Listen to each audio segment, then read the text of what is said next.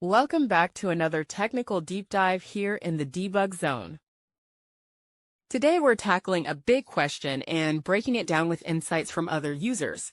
Hopefully this clears up some misconceptions and helps you get the answer you need. So buckle up, stay a little curious, and let's jump right in.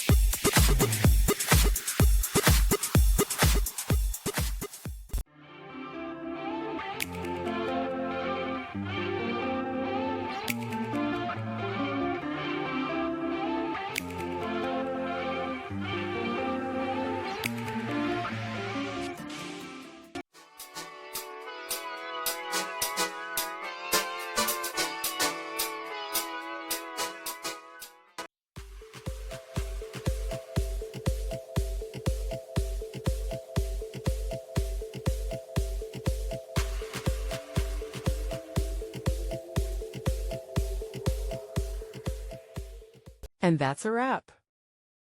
I hope you found the answer you were looking for. If you did, take a second to hit that subscribe button. It really helps out. And let me know in the comments which solution worked best for you. See you next time in the debug zone.